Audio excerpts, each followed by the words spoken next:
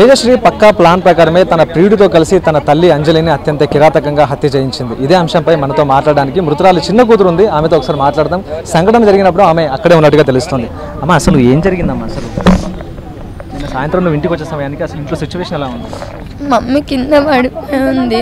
నేను మమ్మీ దగ్గర వెళ్ళి కూర్చునేసరికి మమ్మీ మాట్లాడతలేదు, మాట వస్తలేదు మమ్మీకి ఈడ బ్లడ్ ఉంది, మొత్తం ఎవరో కొట్టినట్టుంది. మమ్మీ బ్రాస్లెట్ కూడా తెగి పడిపోయింది. నేను ఏమనుకున్నా అంటే దేవుని దగ్గర మండే కదా, దీపం ముట్టేయడానికి ఎక్కినట్టుంది, అట్లా పడ్డా అనుకున్నాం.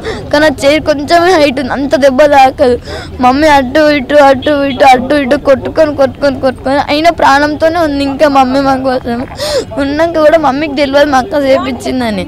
ఏం చేసింది, మళ్ళీ మమ్మీ ప్రాణంతో ఉందని వాళ్ళకి ఫోన్ చేసి మమ్మీ ఇంకా ప్రాణంతోనే ఉంది వచ్చి చంపేయి అని ఫోన్ చేసి నన్ను ఎదురుగా ఒక అక్క ఉంటుంది, ఆ అక్క వాళ్ళ ఇంట్లో పెట్టిరు. నాకు భయం వేస్తుంది, నువ్వు లోపల రాకములు, నువ్వు చూస్తే మమ్మీని భయపడతావు, వద్దు అని చెప్పారు.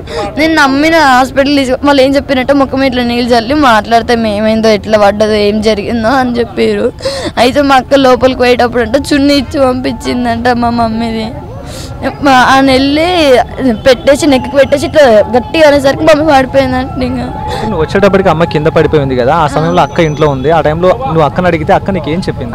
అక్క ఇంట్లో లేదు, అక్క నాతో వచ్చింది బయటికి. మళ్ళీ వాళ్ళు అప్పుడు ఇంట్లోనే ఉన్నట్టున్నారు. అట్లా అని చెప్పేసి లోపలికి వెళ్ళి బయటకు వచ్చి నాకు అన్నది, ఏమని మమ్మీ ఆమెను తీసుకురమ్మంటుంది, ఆమెను తీసుకొస్తే నేను ఇంటికి రమ్మంటుందంటే ఆమెతో మాట్లాడుతుంటే ఎవరు వస్తారంట అని చెప్పింది. నేను నమ్మి అక్కతోను అయినా పరిచయం శివతో అసలు అక్కకి తేజశ్రీకి ఎలా పరిచయం? ఇన్స్టాలో పరిచయం అయింది. ఇన్స్టాలో పరిచయం అయినాక మమ్మీ అన్నది ఇలాంటివన్నీ ఎందుకు మనకు వద్దు అని చెప్పినందుకు ఇప్పుడు చంపేసింది. శివతో కలిసి బయటికి వెళ్ళిపోయిందంటూ కూడా పోలీసులు కంప్లైంట్ చేసింది. ఎప్పుడు జరిగింది ఇదంతా? మొన్న ట్యూస్డే రోజు జరిగింది అక్క వెళ్ళిపోవడం. మమ్మీ మిస్సింగ్ కేసు పెట్టింది. మమ్మీ అక్క ఎక్కడికి వెళ్ళిందో తెలియక తర్వాత ఆయన ఫోన్ ట్రేస్ చేసి తెలిసింది, నల్గొండ అని చూపించింది. చూపిస్తే అక్కడికి వెళ్ళి పట్టుకొని వచ్చినట్టు. అప్పుడు అక్క అన్నదంట, మా అయ్య నింగి నీళ్ళు అయినా సరిపోదా ఇంకా నీకు, నన్ను వదిలేసి నేను ఈయనతోనే ఉంటాను అన్నదంట.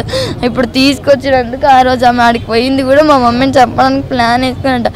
ఫస్ట్ నుంచి మనకు వాళ్ళ తమ్ముడు చెప్పిండు మాకు, చంపేసి వచ్చారు, ఆరామ్సే కూర్చున్నారు అందరూ. అసలు రిమాండ్ నుంచి ఎందుకు వదిలేరు అని, వాడు వదలడం వల్లనే ఇప్పుడు మా మమ్మీ చనిపోయింది.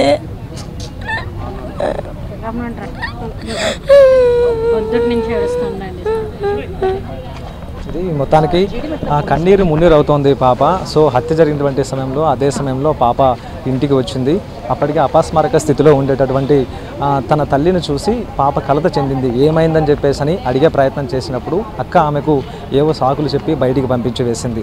అనంతరం తాను అమ్మను చూస్తే భయపడతానంటూ కూడా ఆమెకు సాకు చెప్పి ఆమెను ఒక గదిలో ఉంచినట్టుగా కూడా ప్రజెంట్ ఆ పాప చెబుతూ ఉంది.